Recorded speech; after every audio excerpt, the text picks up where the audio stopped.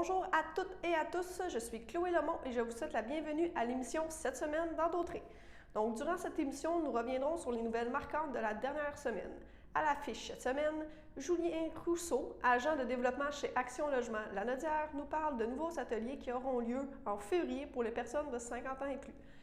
C'est la troisième semaine des Journées de la persévérance scolaire, donc Anne-Marie Picard du Creval nous en parle.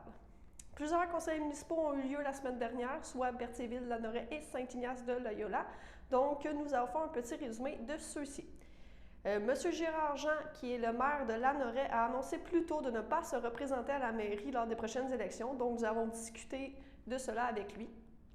Andréane Amalette, musicienne, vient de sortir un nouvel album, donc nous parlons de cet album avec elle. Philippe Jeté commence une nouvelle résidence de création collective dans une école de Saint-Ligory qui est à l'école primaire Saint-Joseph. Donc, nous en avons parlé avec lui. Yves Perron nous parle de la pétition 3106 pour la pension de vieillesse et des nouvelles mesures pour les voyageurs. Et Xavier Lemire continue sa chronique astrologie. Donc, merci. On se retrouve la semaine prochaine pour de nouveaux reportages. Ne manquez pas nos bulletins de nouvelles quotidiens. Et ne manquez pas notre prochaine émission de Cette semaine dans Dautré dimanche prochain. Sur ce, bonne émission et bonne semaine. Puis, c'est ça, c'est à partir du 10 février sur la cabane, si je peux dire ça comme ça, 10 février au 17 mars. Si je calcule vite, ça fait quand même à peu près 6. C'était ça à peu près? Exactement. Au départ, parce qu'en fait, le projet avait été imaginé avant la pandémie. Donc, l'idée, c'était qu'il y aurait un ou deux gros ateliers qu'on avait à faire, évidemment, en présentiel à des locataires aînés, surtout via des organismes communautaires. Mais là, il a fallu s'adapter. Puis, cet automne, on ne savait pas trop est-ce que finalement on aurait la chance de les donner en présentiel ou en virtuel. Éventuellement, peut-être qu'on va les donner en présentiel, là, mais pour l'instant, on s'est concentré sur le virtuel. Puis c'est pour ça qu'on a décidé, plutôt que de faire deux gros blocs, là, mettons de 2-3 heures, de faire plusieurs petits blocs de 45-60 minutes qui peuvent s'étirer un peu. Ça va dépendre toujours de la participation des gens. Donc, c'est pour ça qu'on arrive avec une série de 6 ateliers. Mais c'est le fun parce que ça fait en sorte que les ateliers sont quand même, je dirais, spécialisés. Fait qu'ils traitent de sujets qui vont vraiment pouvoir intéresser les personnes qui vont participer. Ce qu'on va faire avec le CABA, puis particulièrement les locataires aînés, nos 6 ateliers, je vais juste aller rechercher les noms ici. On a le bail, les types de logements. Donc, cet atelier-là va permettre aux locataires aînés, aux futurs locataires aînés, de voir qu'il existe une offre diversifiée qui va combler différents besoins aussi. Le troisième atelier, c'est vieillir dans son logement. Donc, les enjeux que peut vivre un ou une locataire aîné, par exemple par rapport à l'autonomie, puis aux obligations légales d'un locataire. Le quatrième atelier, c'est harcèlement, intimidation, maltraitance, discrimination et racisme. Donc, on étudie ces réalités-là du point de vue des droits des locataires. Puis aussi avec des exemples qu'on a vus, nous, Action Logement Lanaudière, ou qu'on a vus au tribunal administratif du logement. Ça, c'est le nouveau nom de la régie. Des choses sont arrivées à des locataires aînés. Le cinquième atelier, c'est résilier le bail. Parce que, des fois, quand on a un changement rapide dans notre état de santé, on ne veut pas attendre, par exemple, jusqu'au 30 juin pour résilier un bail et déménager. Donc, on donne des outils pour le faire plus vite. Puis aussi, on veut montrer comment un propriétaire peut résilier le bail, ce qui va permettre aux locataires de se défendre, parce que des fois, ça peut arriver, là, pas toujours, mais il y a des démarches illégales ou illégitimes qui sont entreprises. Là, donc, ça va permettre aux locataires de bien connaître le droit et de pouvoir se défendre. Puis le dernier atelier, c'est sur le tribunal administratif du logement. Donc, l'idée, c'est de démystifier ça pour les locataires aînés, puis pour qu'ils soient en mesure de réfléchir, est-ce que c'est un outil dont je veux me servir pour défendre mes droits comme locataire? OK, parfait. Merci beaucoup. Les ateliers virtuels, on les offrira pas seulement avec le Centre d'action bénévole Dautré. Donc, on peut les offrir via tous les organismes communautaires dans la région et aussi aux groupes de locataires aînés qui vont se rassembler ensemble. On va les offrir gratuitement, pour l'instant en virtuel et éventuellement en présentiel. Donc, pour les personnes qui sont membres d'organismes communautaires ou qui ont un bon réseau là, qui seraient intéressés à nos ateliers, vous pouvez aussi nous contacter pour qu'on puisse vous les offrir directement. Et c'est ça, c'est partout dans la Lanaudière que ça peut être offert. Partout dans la Lanaudière. OK, parfait. La semaine du 1er février, la thématique, c'est le stress et les saines habitudes de vie. Donc, il faut prendre soin de notre santé mentale, c'est aussi important. Les saines habitudes de vie nous aident à prendre soin de notre santé mentale. On le sait, avoir de saines habitudes de vie aussi, ça aide à mieux réussir à l'école. Là. Quand on est trop fatigué, quand on est sous-alimenté ou mal alimenté, c'est difficile d'être apte à l'apprentissage. Donc, c'est une semaine 100% locale. Pour le message à diffuser, on a des trousses pour animer des discussions sur le stress, pour mieux le comprendre, puis obtenir des trucs et des astuces pour mieux gérer son stress. C'est une trousse qui a été faite par un comité local qui est de la MRC de l'Assomption, donc 100% local. Au niveau de la vidéo, bien là, ce sont des élèves de la classe de Mme Geneviève de l'école Lorenzo Gauthier à Joliette qui nous invitent à bouger. Donc, c'est mini-pro du cardio, comme ils s'appellent, ont remué leur méninge afin de créer des capsules sportives à la manière de pro du cardio. Et c'est un rendez-vous le mardi à 12h15 aussi pour encore une fois que les services de garde, les écoles puissent le faire. Et ça se fait aussi au bureau. Hein. Ce sont des exercices qui peuvent se faire dans une classe. Donc, nous, les adultes, on pourra se brancher le mardi à 12h15 pour faire nos exercices, nous aussi. Et dans les outils à expérimenter, on est encore dans le 100% local. C'est Maxime, qui est cuisinier responsable des opérations au bistrot La Belle Excuse à Joliette, qui a accepté de partager une de ses recettes pour les cuisiniers en herbe. Donc, c'est une recette qui est économique, c'est une recette qui est facile à faire toute la liste des ingrédients et la recette, tout ça va être disponible sur le site Internet du Gréval. C'est quelque chose qu'on peut faire avec nos enfants les plus vieux, avec les ados, qu'on peut cuisiner en famille. Nos enfants vont peut-être un jour quitter le nid familial pour leurs études supérieures, donc c'est une bonne idée là, de leur apprendre à cuisiner là, pour qu'ils s'alimentent bien maintenant et plus tard. C'est notre semaine de stress et les saines habitudes de vie et tout ça va être sur notre page Facebook et sur notre site Internet. Parfait. Premièrement, on avait une demande, on voyait par rapport aux réseaux sociaux et tout ça, comment est-ce que ça fait un certain temps qu'on nous demandait de permettre les poules dans la municipalité de Lanois. Et puis les poules pondeuses, on s'entend. Et puis, à un moment donné, il y a eu beaucoup de discussions. Je vous dirais, ça fait même au moins 2-3 ans, puis c'est pas plus qu'on parle de ça, parce qu'on sait que c'est permis dans plusieurs municipalités, dont même à Montréal. Mais au niveau de l'acceptabilité sociale, je veux dire, on ne sentait pas qu'on l'avait avant, dans le sens qu'il y a beaucoup de gens, puis autant à la table du conseil, là, que c'est évident, au conseil, on essaie toujours, on veut toujours avoir un consensus pour que tout le monde soit bien représenté dans chaque district. Et puis, suite à tout ça, on a senti ces derniers temps, puis peut-être la pandémie y est pour quelque chose, mais on a senti que les gens étaient prêts, autant ceux qui en veulent que ceux qui n'étaient pas nécessairement en faveur, dans le sens que quand je parle d'acceptabilité sociale, vous savez, l'acceptabilité sociale, c'est abstrait. Je veux dire, on va le sentir. Moi, je suis un gars de terrain. Puis, à un moment donné, on sent, il y a plusieurs personnes qui me disaient, mais pourquoi on n'a pas le droit des poules? Ils ont le droit à Montréal.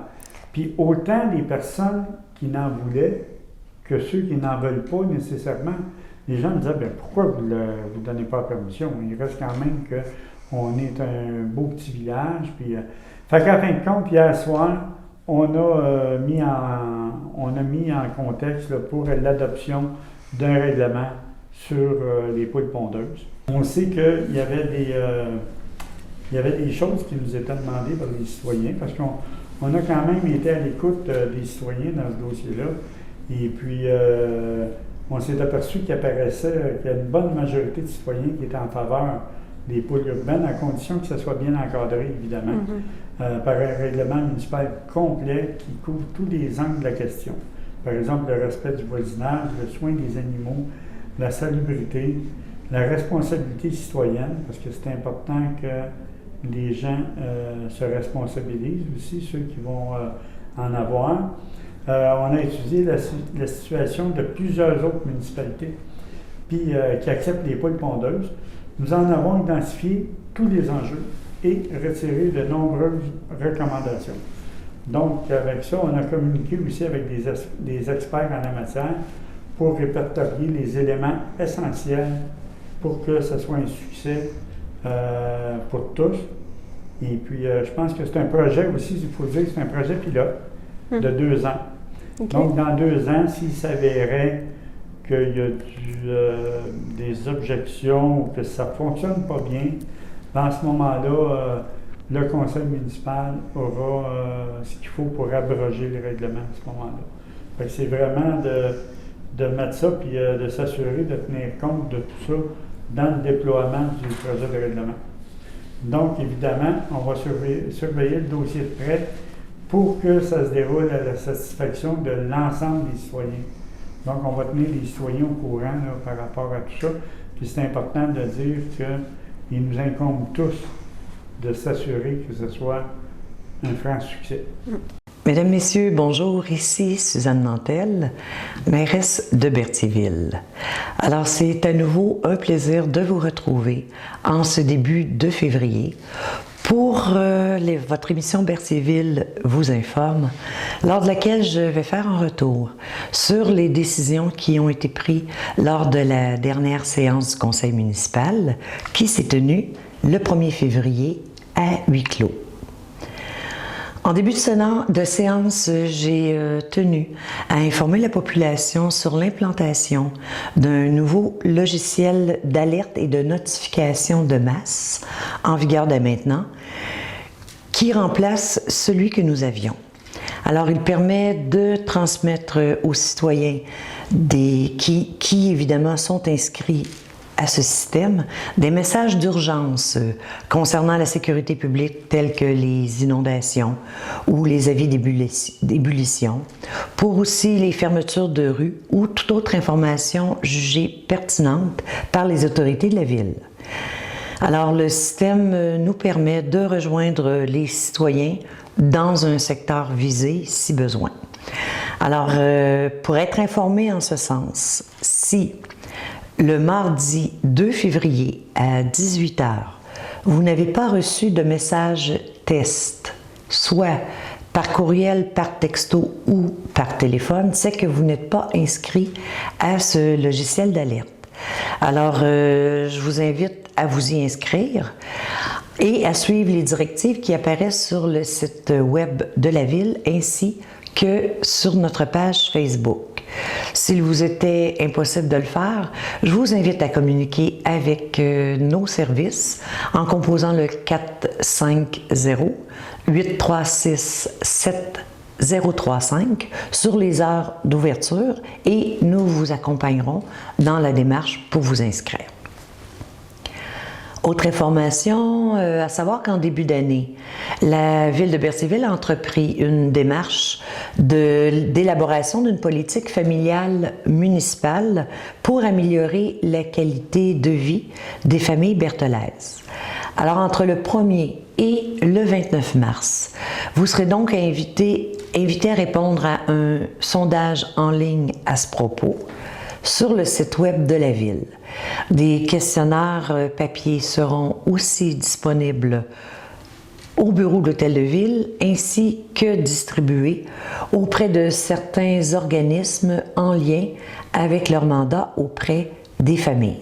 18. Adjudication du contrat suite à l'appel d'offres STI 2005, fourniture de services professionnels d'architecte et ingénierie, projet de démolition de l'église et construction d'un centre multifonctionnel et bureau municipal.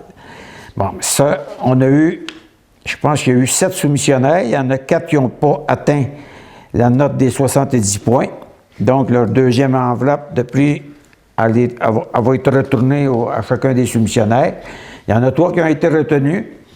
Puis celui qui est des soumissionnaires, il y a eu DG3A architecte, Blouin Tardif architecte, puis Patriarche. Donc, le premier, le rang, celui qui a eu le pointage final, DG3A, il y a eu 5,06 de points, Blouin Tardif architecture 4,22, puis Patriarche 3,67. Donc, DG3A, architecte, c'est lui qui a eu la meilleure note, puis le prix, taxe incluse, est à 296 330 et 82. Pour expliquer, oui, il y en a qui vont dire, mon Dieu, c'est cher, mais dedans, il faut quand même comprendre qu'il y a une partie, c'est pour faire les plans de devis. Il y a un montant pour les plans de devis, puis un autre montant, c'est pour faire la surveillance lors des travaux. Parce que la surveillance, c'est quand même 70-80 000 dans ce coin-là, je pense. Fait que c'est pour ça qu'à un moment donné, ça monte plus vite. C'est parce qu'on a demandé un clé en main, parce qu'on s'était dit que s'il arrive des choses, on va avoir une personne à parler, puis ça va être l'architecte. Fait que donc, c'est le montant de 296 330 et 82. Donc, le comité nous fait la baisse. C'est sûr et certain que le comité recommande de retenir DG3A architecte au coût de 296 330 et 82. Ça me prendrait un proposeur, M. Pierre-Luc Guertin, M. Christian Valois, à ma gauche. D'accord. À ma droite. D'accord. Le suivi pour l'Église, on était rendu à l'étape d'aller en appel d'offres pour l'architecte. On vient de juger le contrat à DG3A des architectes. Fait que donc, le processus doit se faire là. On devrait avoir une rencontre avec eux pour regarder comment est-ce qu'on... S'il y a des choses à changer, si on veut faire changer des choses dans la bâtisse qui a été présentée. Puis s'il y a des choses à changer, on va essayer de faire changer les choses, mais il ne faudra pas que ça coûte plus cher. Pas arriver et dire, on va mettre ça une affaire de luxe, puis ça va monter la facture de 100 puis 150 000. Non, c'est d'essayer d'harmoniser le tout, mais en essayant de rester dans la braquette que ça devrait coûter. Puis là, ils vont faire, un coup qu'ils vont avoir fait les plans de devis, parce que l'architecte va avoir fini les plans de devis, on va aller en appel d'offres. Parce qu'un coup que l'appel d'offres va être fait, les montants qu'on va avoir, puis le plus bas soumissionnaire qu'on va avoir, bien, le montant qu'on va avoir, là, on va l'envoyer au RECIM.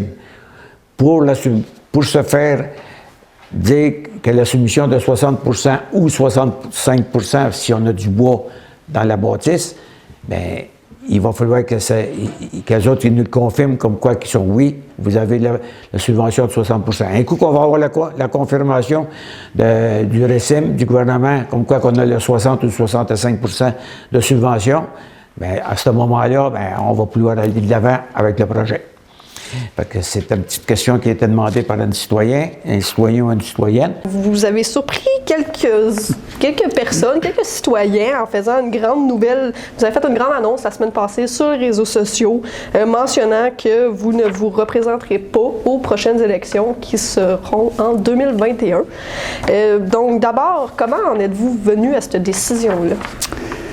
Écoutez, ça fait un certain temps que j'y réfléchissais. Puis pas parce que je suis pas heureux dans mes fonctions, parce que j'adore ce que je fais. Et puis je vais continuer à faire ce que je fais avec le meilleur de moi-même jusqu'au mois de novembre. Et puis, mais ce qui arrive, c'est, je pense, il y a une question d'âge. Parce que j'ai commencé tard en politique. Disons que j'ai fait une carrière, moi, à la Société de transport de Montréal, dont j'ai pris ma retraite. J'ai eu la chance de prendre une retraite assez jeune. J'avais 52 ans.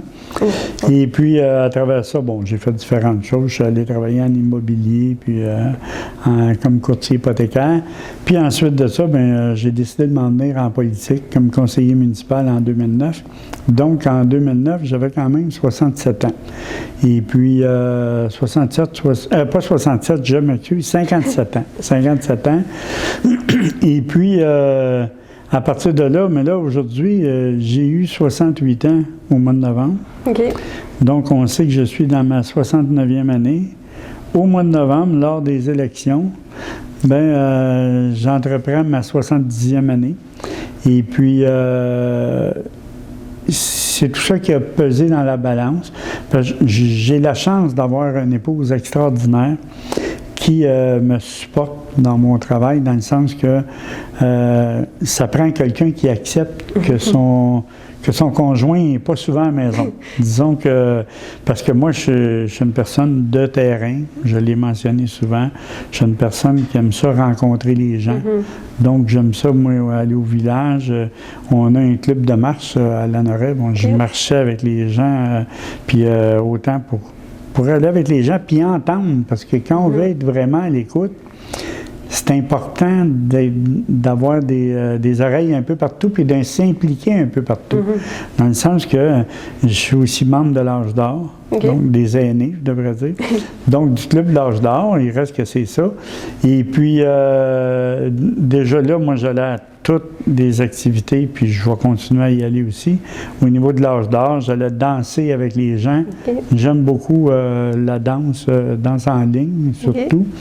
Et puis, donc à l'âge d'or, ça permet aux gens, ça me permet de fraterniser avec les gens, puis d'entendre tout ce qui se passe. Parce que, vous savez, quand on veut être à l'écoute de l'ensemble des citoyens, c'est très important d'écouter le feedback, excusez l'anglicisme, mais le feedback qui vient de partout. Si on veut avoir le vrai portrait, il ne faut pas avoir peur d'entendre ce que les gens n'aiment pas non plus. Exact. Puis c'est dans ce sens-là que nous, à notre conseil municipal, c'est toujours ce que j'ai prôné, puis d'ailleurs, toute mon équipe, c'est le fondement de notre équipe. C'est l'écoute, c'est ce qui nous caractérise le plus, c'est l'écoute de l'ensemble. Puis donc, à partir de là, je ne suis pas souvent à la maison, pour revenir au fait que mon épouse, elle vous dirait que je ne fais pas grand-chose dans la maison. Pour ainsi dire, je ne fais pas grand-chose à part y aider à l'occasion de faire la vaisselle. Puis, bon, c'est sûr qu'il y a des choses qu'elle va me demander. Puis, mais il reste que j'ai une femme extraordinaire qui m'a permis, elle ne m'a jamais fait sentir coupable, bon, encore partie ou quelque chose de même. Puis pour moi, c'était important parce que je pense que pour avoir l'esprit libre quand on travaille, c'est important cette nuance-là. Donc à partir de là, moi c'est pour ça que depuis que je suis en politique, j'ai donné mon maximum. Puis là, ben, on sait que l'espérance de vie, quand on regarde au Canada, est autour de 81-82 ans. Bon, en entamant ma 70e année, mon épouse, qui est un petit peu plus vieille que moi, mais elle ne le paraît pas, là. En apparence, ça fait au moins 10 ans plus jeune que moi. Mais il reste qu'on veut profiter de la vie. Puis je veux qu'on se donne le droit de partir quand on veut, puis revenir quand on veut. Puis aussi m'alléger un peu l'esprit avec les responsabilités. Parce qu'on sait que c'est beaucoup de responsabilités d'avoir à ce que tout le monde soit bien puis le mieux possible. Puis on est quand même une belle municipalité. Puis 5000 citoyens, bien, c'est une belle municipalité. Exact. Puis, je suppose, là, en plus, en temps de pandémie, veut pas, c'est... On le dit, le stress ou ce qui va avec, c'est un peu plus intense, si je peux dire ça comme ça. Il y a des mesures qui sont là, les citoyens qui, bon, sont tous enfermés, je pense qu'ils commencent à être de plus en plus mécontents ou tannés, si je peux dire ça comme ça. Fait que c'est sûr que le temps n'est peut-être pas... Exactement. Puis c'est important d'avoir la patience, de les écouter aussi, les citoyens, parce que quand les citoyens ont de quoi dire, quand on veut être à l'écoute, il faut que les gens sentent que ça va être reçu. Exact. Puis parce que sinon, les gens, si on est à l'écoute, puis les gens ne peuvent pas nous s'exprimer, bien, je veux dire, c'est pas mieux. C'est pas mieux de ce côté-là. Exact. Puis est-ce que c'était une décision qui était quand même difficile? Ou, tu sais, j'ai vu que, justement, il y a plusieurs commentaires en dessous de votre publication, votre vidéo Facebook qui a été faite. Tu sais, je crois que vous étiez quand même très apprécié comme maire. Donc, tu sais, j'imagine que ça fait quand même un petit pincement au cœur, si je peux dire, de quitter après 8 ans de... C'est certain.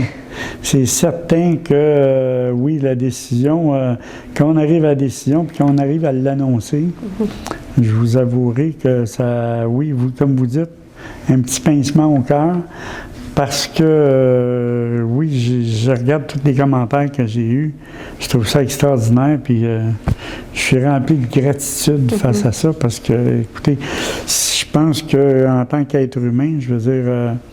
De me faire dire tout ce que les gens, tous les commentaires qui ont été dits, là, ça me touche vraiment profondément, puis j'apprécie vraiment. Puis donc, c'est là qu'on veut être certain que oui, on se retire. Puis je voudrais pas, quand on a les choses à cœur, je voudrais pas non plus me retrouver, puis après ça, voir que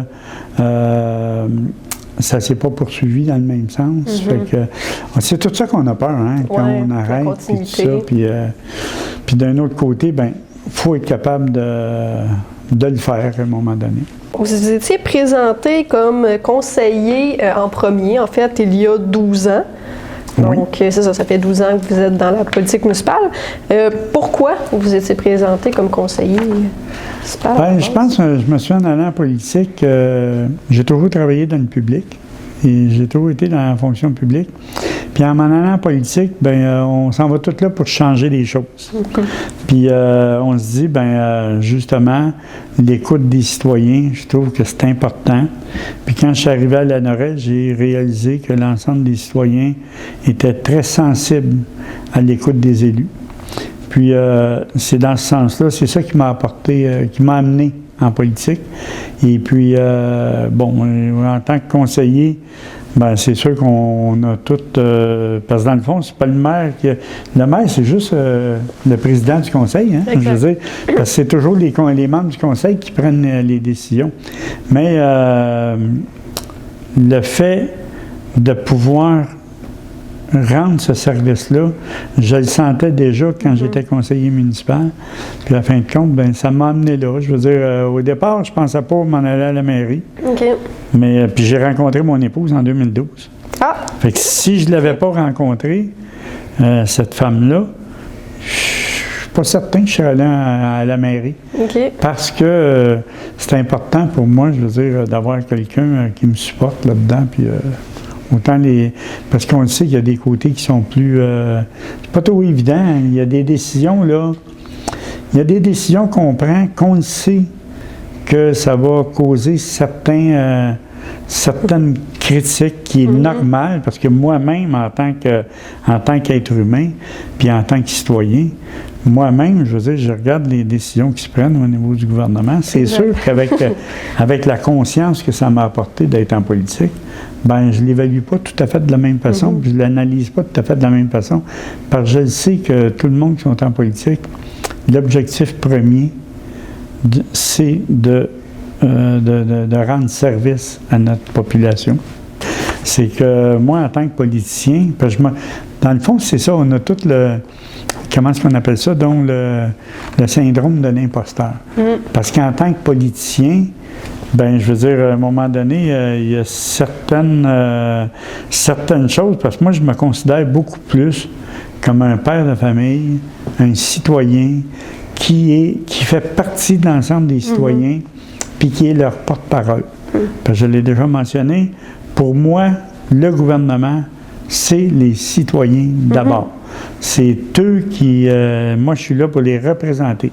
Jamais, puis ça fait partie de mon fondement, jamais j'ai pris des décisions pour moi personnellement.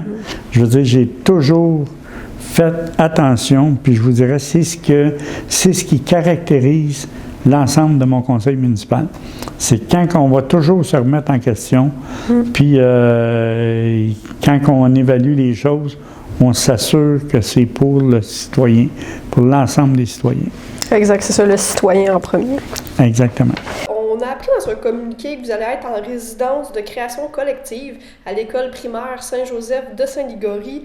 C'est une durée de 12 semaines, puis ça va commencer en février prochain.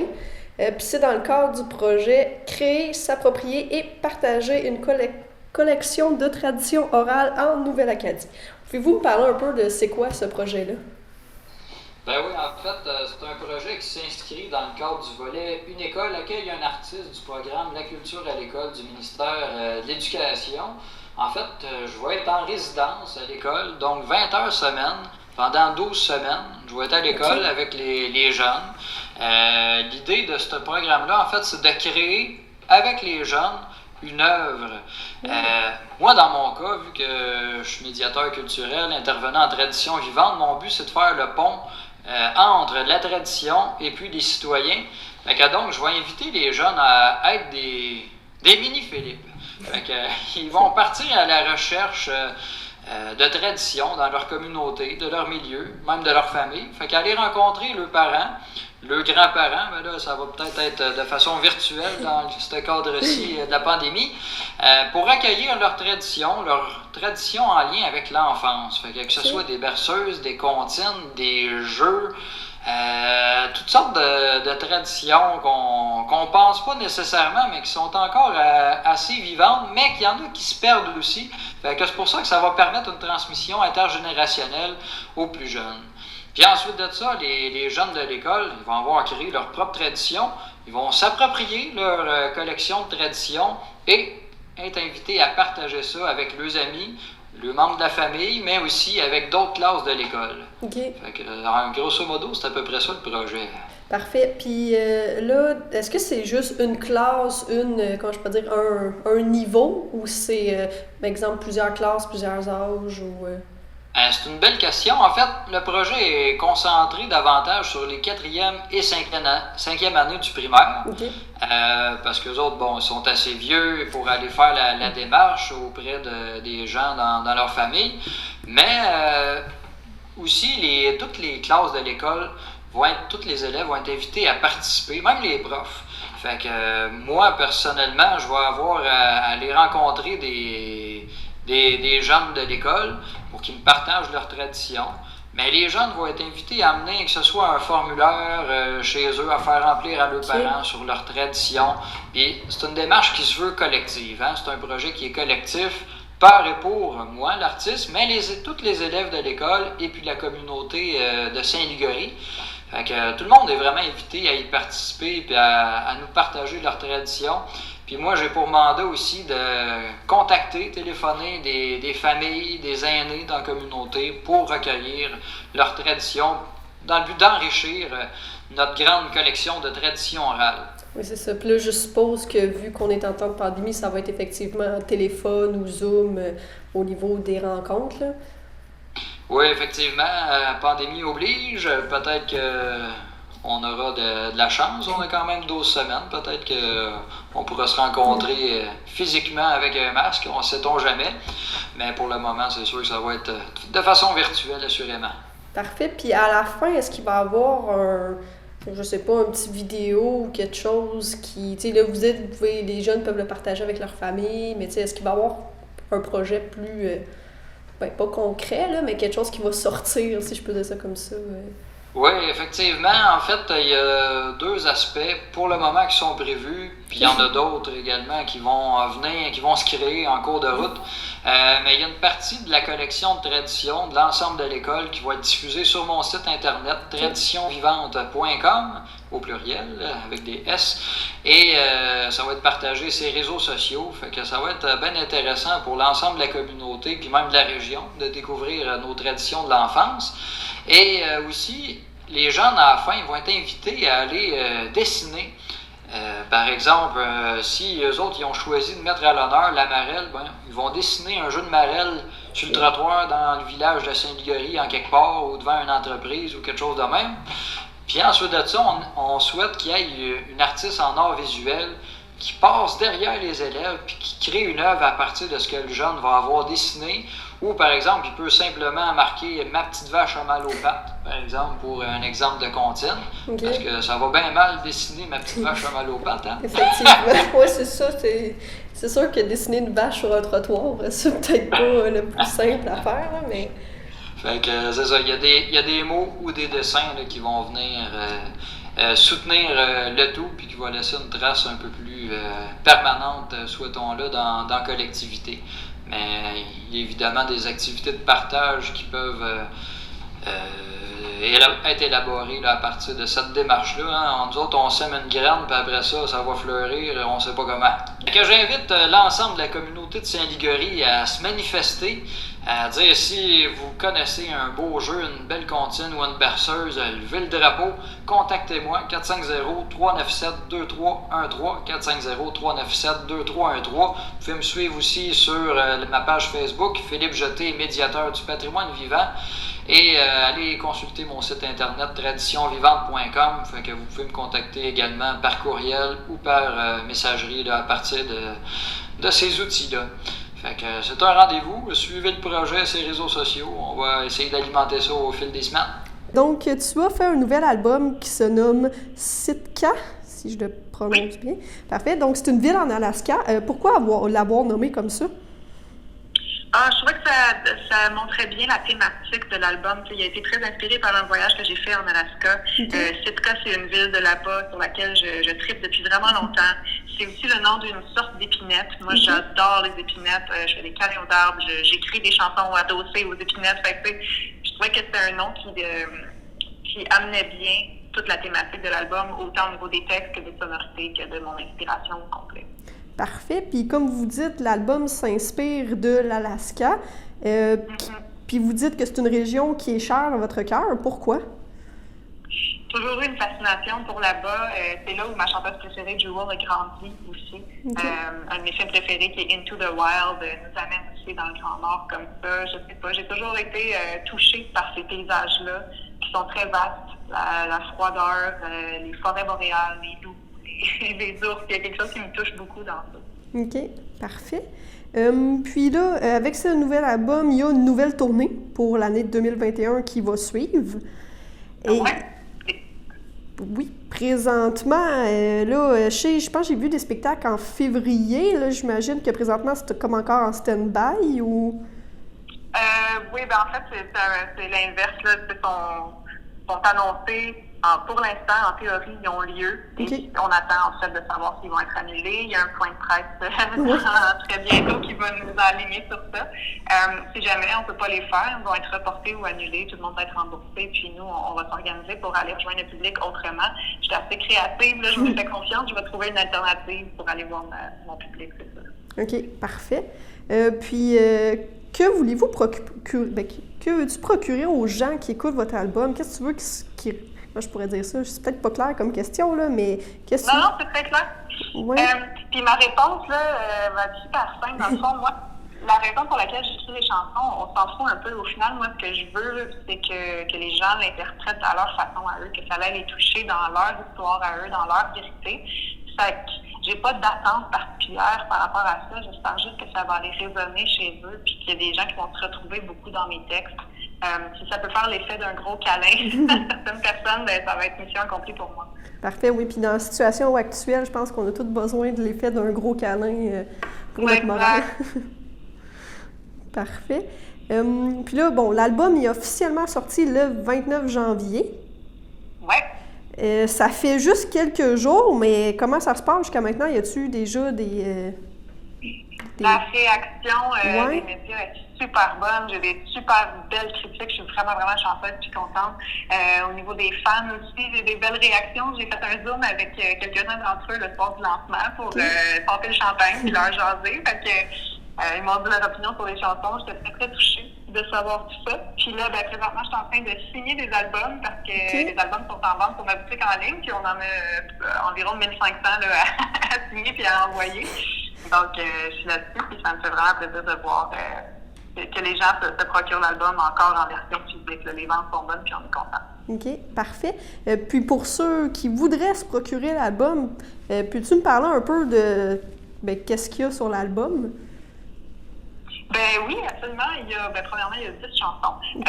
La plupart qui ont été écrites dans les dernières années. Il y en a, si jamais il y en a qui nous entendent et qui étaient là dans mes spectacles des précédentes années. J'ai mis aussi une chanson qui date de 2013 que j'ai faite vraiment souvent en show, qui s'appelle Deuxième Chance. Fait que c'est ça qui est là-dessus. Sinon, c'est sûr que l'album contient des textes avec des thématiques qui me tiennent à cœur. Ça parle de violence conjugale, ça parle de deuil, de rupture, de choc post-traumatique, mais il y a aussi plein de belles affaires. Il y a de l'espoir, il y a de l'affirmation de soi, de l'émancipation. Fait que ça ratisse quand même large au niveau des sujets. Puis au niveau de la musique, comme je disais, je pense que ça fait... Il y a une belle douceur dans cet album-là qui fait un peu l'effet d'une espèce de couverte chaude là, qui sort de la sécheuse, tu t'enveloppes dedans, puis tu relaxes. C'est ça, comme on dit, en hiver, avec un bon chocolat chaud.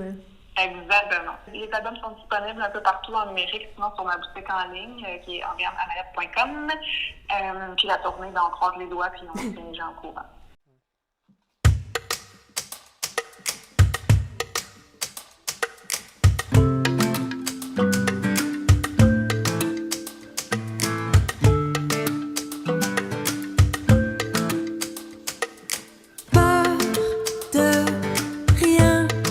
la première fois. Je suis bien, avec ou sans roi. Plus jamais je ne serai proie. Désormais, je serai moi. C'est la fin des loups et des larmes. J'expire enfin, et dans le calme, j'inspire le froid de Ketchikan, Alaska. Tout autour de moi bouge au rythme de mes pas sur la neige d'argent.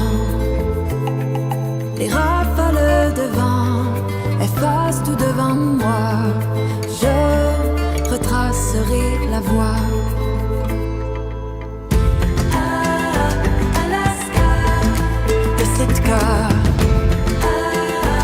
Alaska, à Ketchikan, Alaska, mon cœur froid redevient flamme.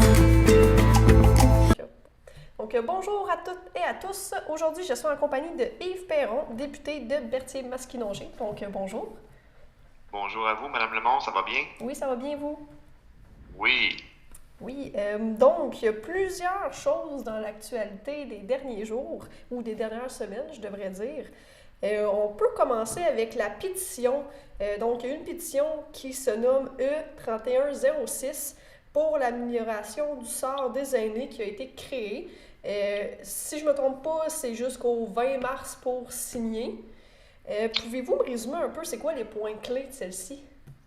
Absolument. En fait, vous savez que ça fait longtemps au Bloc qu'on réclame une amélioration des conditions de vie des aînés, entre autres par une indexation de la pension de vieillesse. Et on semble être tout seul à crier dans le désert. Il n'y a pas de réaction du gouvernement. On pense que ça n'a pas de bon sens. Alors, on a des collègues dans le Bas-Saint-Laurent qui ont eu l'idée de lancer une pétition. J'ai trouvé ça très bien. Je l'ai reprise localement avec mes collègues voisins de circonscription. Puis ce qu'on veut, c'est accumuler le maximum de signatures possibles pour faire pression sur le gouvernement. Entre autres, pour augmenter la pension de vieillesse de 110 $ par mois. On sait que dans les derniers mois, là, à force de mettre des pressions, on a réussi à obtenir un 500 $, 300, ça dépend du revenu des gens. Pour certaines personnes, c'est à 300, certaines personnes, c'est à 500. Mais un seul versement unique de 500 $, on pense que la COVID a eu un impact plus important que ça. Puis de toute façon, on demandait l'indexation avant la crise de la COVID. Donc, c'est la moindre des choses. Évidemment, là-dedans, on a regroupé un paquet de points. On a profité aussi pour dire que, exemple, l'accès à Internet haute vitesse, vous savez que c'est un enjeu énorme dans Berthier-Masquinongé. Bon, on a des nouvelles encourageantes ces jours-ci là, dans certains secteurs, mais il y a beaucoup de personnes qui sont encore peu ou pas desservies par le service. Puis des fois, c'est surprenant, c'est des gens qui sont proches des grands centres. Ben, les personnes âgées sont particulièrement touchées par ça parce qu'ils ne peuvent pas sortir s'ils n'ont pas accès à ces réseaux-là. J'ai l'exemple d'une dame, entre autres, là, dans le coin des îles, qui ne pouvait pas faire des cours de formation, des ateliers hebdomadaires parce qu'elle n'avait pas d'accès à Internet et pas de lieu. Comme les édifices municipaux étaient fermés, elle n'avait pas de lieu pour y avoir accès non plus. Donc, les conditions de vie des aînés, ça va large. Là. Et évidemment, un des points centraux aussi de tout ça, il y a les transferts en santé. Puis ça, le gouvernement libéral n'a pas l'air de vouloir bouger là-dessus. Ce qui nous répond, c'est « Ah, bien, il me fera plaisir qu'on s'assoie pour discuter ça après la COVID. » Mais c'est maintenant, là. C'est maintenant qu'on a besoin de ces ressources-là. Puis on a vu l'impact désastreux du sous-investissement chronique qu'on vit depuis plusieurs années dans le système de la santé, dans nos CHSLD, là, où il n'y avait même pas de dirigeants dans chacun des CHSLD pour être responsable des politiques qui étaient prises, le manque de main-d'œuvre, le fait que des gens travaillent dans plus d'un établissement à la fois, le faible salaire aussi des préposés qui fait que il y a une pénurie de main-d'œuvre. Il y a beaucoup de choses qui sont interreliées là-dedans. Là. Donc, c'est une pétition pour les aînés. Je reprends, là, je me suis écarté un peu. Une pétition pour les aînés, mais vous voyez que ça touche différents aspects. Fait que j'invite vraiment les gens de la circonscription à participer à ça. C'est facile, c'est en ligne. Si vous n'avez pas accès à Internet, vous connaissez peu le mécanisme, on aura aussi une version papier, simplement communiquer avec mon bureau, là, et puis vous pourrez l'avoir, là. Donc, 819-228-1210. Parfait. Puis, est-ce que vous savez un peu le nombre de signataires jusqu'à maintenant? On avait, je pense que ça approchait le 2000, là. Ça va être suffisant pour être déposé à la Chambre des communes, mais il n'y en aura jamais trop. Fait que j'invite les gens à la signer massivement. Je pense que plus on aura de gens là-dessus, plus le message va porter fort à la Chambre des communes là, pour exprimer le besoin des personnes aînées. Exact. Puis il reste encore pratiquement, encore quasiment un mois, là, si je peux dire. Voilà. Quasiment 2 mois, en fait. Là. C'est jusqu'au 20 mars. Absolument. Puis ça prend 2-3 minutes de signer ça. Ouais, fait que, je vous invite à les prendre, ces 2-3 minutes-là, c'est bien important. Puis là, si on passe à un autre point d'actualité, il y a finalement des nouvelles mesures qui ont été annoncées pour les voyageurs par M. Trudeau. Vous dites que justement, il a trop tardé. Pouvez-vous m'expliquer pourquoi, selon vous, il y a... En fait, c'est le problème de ce gouvernement-là, c'est la vitesse de réaction. Je ne sais pas de quoi ils ont peur, mais les décisions sont très lentes à prendre. Je vous donne un exemple précis, là. Quand on a appris qu'il y avait un nouveau variant en Grande-Bretagne, tous les pays du G7, le lendemain, ont arrêté les vols de la Grande-Bretagne vers leur pays. Au Canada, ça a pris 3-4 jours. Il a fallu que mon chef sorte en point de presse, le demander publiquement pour que ça finisse par se faire après 4 jours, alors qu'il y avait déjà des cas de ce nouveau variant britannique en territoire canadien. C'est ça, là, quand on dit que c'est trop peu, trop tard. Et là, tous les voyages qui ont eu lieu dans la période des fêtes, il faut comprendre que les gens qui sont allés en voyage, là, premièrement, c'était pas interdit. 2, quand ils ont acheté les billets, c'était pas mal moins... on était beaucoup moins en crise que quand on est arrivé au mois de décembre. Les gens avaient peur aussi de perdre leur argent parce que le gouvernement canadien, malgré le fait que nous, on les réclamé dès le départ, a refusé d'imposer aux compagnies aériennes de rembourser les billets d'avion aux gens. Fait que les gens se sont retrouvés avec des crédits voyage. Les gens se sont retrouvés avec l'idée de peut-être perdre ces montants-là, donc ils ont décidé d'en profiter. Il y a tout un paquet de facteurs qui a fait en sorte qu'il y a eu des voyages dans le temps des fêtes. Et que les quarantaines obligatoires, ils sont très peu supervisées en plus. Des gens vont recevoir 1 ou 2 appels automatisés. Êtes-vous chez vous? Il faut qu'ils pèsent sur 1 pour dire oui. Le gars, il est au centre d'achat, il reçoit son appel sur son sel, il fait 1, puis il n'y en a pas de contrôle. Donc, puis les gens, ils prennent des chances.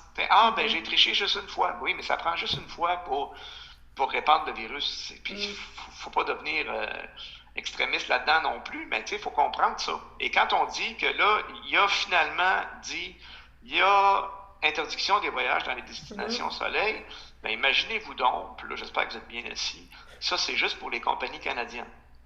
Fait que quelqu'un aujourd'hui pourrait s'acheter un billet d'avion sur Delta Airlines, compagnie américaine, puis y aller pareil. Fait qu'en plus de juste nuire à notre industrie aéronautique locale, les gens peuvent encore voyager. Bien sûr, là, la pression est devenue très grande. Fait que je pense pas qu'il y a beaucoup de gens qui vont voyager, mais comprenez-vous les incohérences du gouvernement. Là, ce qu'on nous répondait en chambre hier, c'est que on est en négociation. C'est de la sécurité nationale. Moi, je pense qu'on peut dire il n'y a pas de voyage non essentiel. Puis les gens qui ont un voyage essentiel à faire, il y aura des quarantaines supervisées. Comme on le proposait d'ailleurs dès le printemps dernier, entre autres pour les travailleurs étrangers temporaires. C'est ça qu'on veut dire quand on dit trop peu, trop tard, c'est que ce gouvernement-là ne réagit pas rapidement. Oui, puis je sais pas, j'avais lu aussi à quelque part que c'était les compagnies aériennes qui avaient décidé à la base de dire, bon, nous, on ne proposera plus de voyage, donc encore là, c'est pas nécessairement En fait, c'est ça. Ça a été suite à la discussion avec le gouvernement, mais c'est les compagnies aériennes canadiennes. C'est ça. En tout cas, moi, j'invite les gens, évidemment, à ne pas voyager dans la semaine de relâche sur l'extérieur. Là, on a plein de belles places au Québec. Il faut être prudent. Éviter le plus possible les déplacements entre régions. Puis on est capable de se ressourcer en restant au Québec. Exact, c'est ça. On a plein de belles places, là, surtout dans notre région. Là, je pense qu'on peut en profiter au max. Voilà. Est-ce que vous avez eu des réponses justement aussi? Il y a les remboursements, tu en parlais un peu, là, des remboursements des clients qui ont décidé de ne pas voyager, tu sais, qui avaient eu eux, il y avait eu un crédit ou quoi que ce soit, puis ils ont décidé de ne pas y aller. Oui, en fait, oui. Puis il y a des gens, dans le temps des fêtes, qui avaient acheté des billets et qui ont décidé de ne pas y aller parce qu'ils se sont dit, c'est dangereux, on n'y va pas. Exact. Ces gens-là risquent de perdre de l'argent. Ça n'a pas de bon sens. Il faut que le gouvernement force les compagnies à rembourser. Ça, c'est toujours pas fait. Il n'y a pas d'entente encore entre les compagnies aériennes et le gouvernement fédéral parce qu'il doit y avoir un soutien à l'industrie aéronautique. Il faut faire attention parce que dans le discours, des fois, on peut avoir l'air d'être en opposition avec l'industrie des voyages en avion. C'est pas ça. C'est qu'on veut protéger la santé du public, mais en même temps, on pense que ça prend une politique de l'aéronautique. Vous savez qu'au Québec, là, à Montréal, c'est un des rares endroits dans le monde où on est capable encore aujourd'hui de construire un avion de A à Z. Toutes les pièces. Fait que c'est pas juste les grandes compagnies comme Bombardier, là. C'est aussi tous les sous-traitants qui viennent aux alentours de ça. C'est des milliers d'emplois, c'est des secteurs de haute technologie, c'est des emplois bien rémunérés, des emplois d'avenir, et il faut que le gouvernement apporte une aide ponctuelle à cette industrie-là pour qu'elle reste là. Parce que si ça ferme, demain matin, on n'est pas gagnant. Je vous fais un parallèle avec l'industrie des pharmaceutiques. Montréal a déjà été une plaque tournante de la recherche des médicaments. Puis on a laissé tomber ça dans les coupures conservatrices, entre autres. On a coupé les crédits, puis ainsi de suite. Les compagnies sont parties ailleurs où est-ce que c'était plus rentable, où est-ce que c'était plus avantageux pour eux. Et on se retrouve comment aujourd'hui? On se retrouve dépendant de l'extérieur pour la production des vaccins. Là, on nous annonce cette semaine, il y a une entente avec Novavax, on va fabriquer les vaccins à Montréal, mais en 2022, on va avoir fini de se faire vacciner. Ce sera pour la prochaine fois, c'est correct, pareil, on va le prendre, là. Oui. Soyons constructifs. Mais tu sais, cette année, là, si on avait préservé dans le passé notre industrie, puis si on avait négocié comme il faut des contrats avec les fournisseurs de vaccins, non seulement en acheter, parce que là, vous savez que et les États-Unis et l'Europe menacent de contrôler les exportations de vaccins. On se retrouve dépendant, on se retrouve à quêter l'étranger pour avoir un vaccin. Si on avait négocié des brevets pour avoir la capacité de le fabriquer ici, ben, ça aurait été plus efficace. Puis là, on parle d'instaurer une usine en 2022, mais il y avait des installations qui étaient existantes.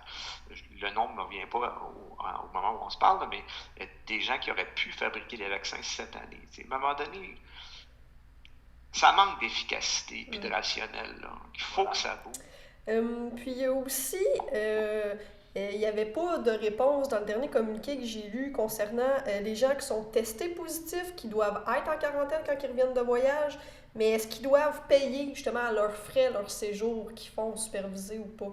Ce qu'on nous a dit jusqu'à maintenant, c'est que oui. Okay. Nous, on dit faut avoir de la nuance là-dedans. C'est quelqu'un qui décide qu'il va se faire bronzer à Punta Cana pendant une semaine, sachant pertinemment qu'on est en pandémie, puis qu'il y a un risque, qui revient, puis qui est testé positif, semaine de valeur, paye ta quarantaine à l'hôtel.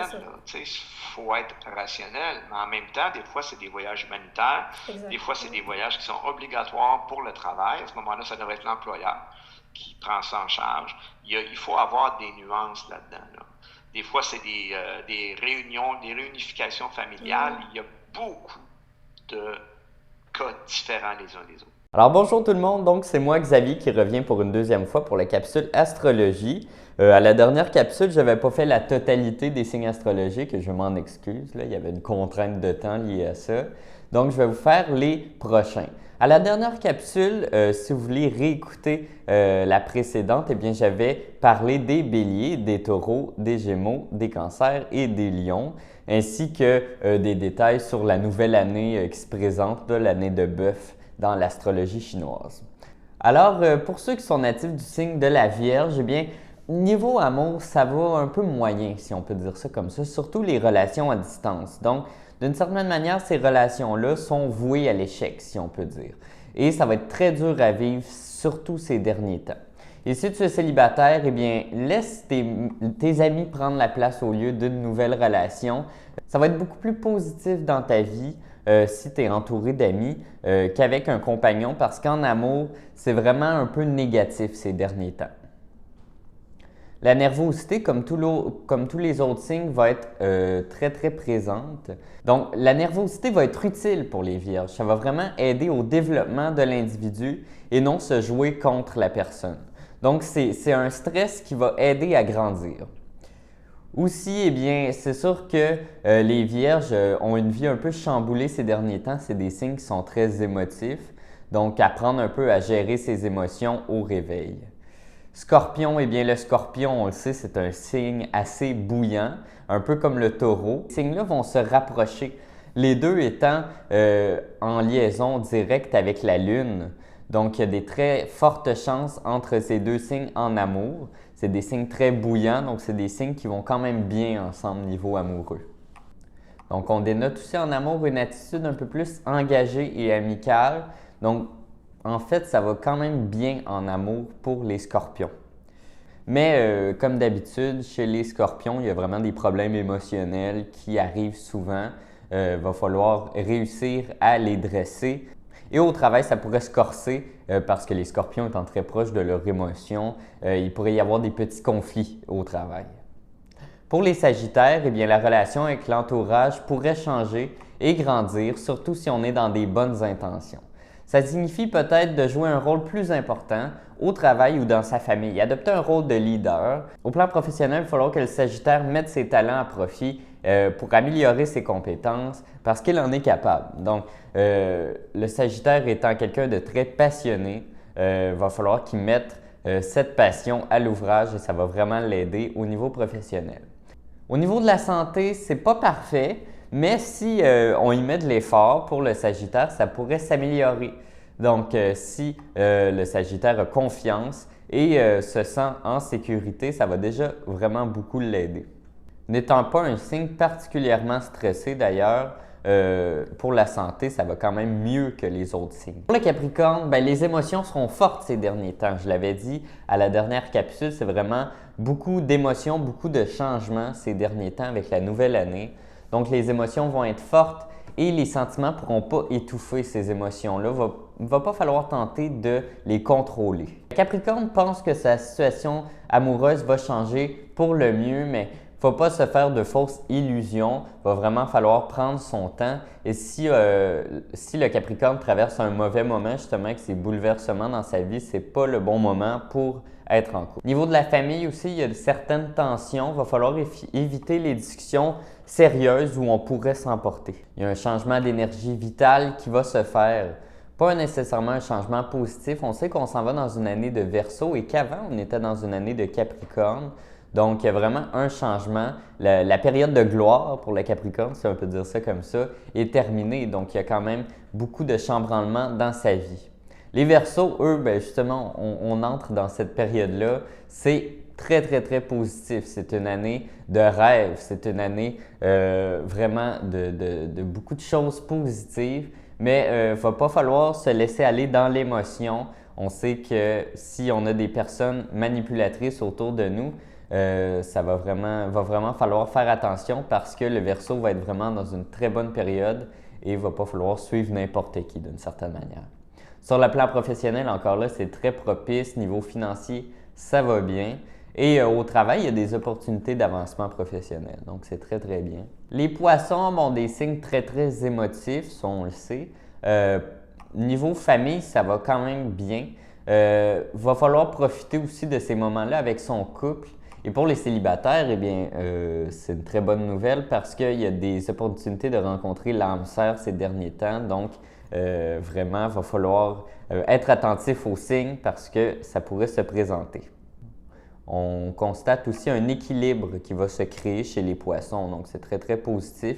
Un équilibre entre l'émotion et la raison. Donc, la santé est un peu plus fragile. Il va falloir s'armer de patience et faire les changements qui conviennent pour améliorer sa santé pour les poissons. Donc, c'était l'astrologie. J'espère que vous avez apprécié. Donc, c'était la deuxième partie. Si vous n'avez pas vu la première partie, je vous suggère de l'écouter. Peut-être que votre signe n'était pas dans ceux que j'ai mentionnés.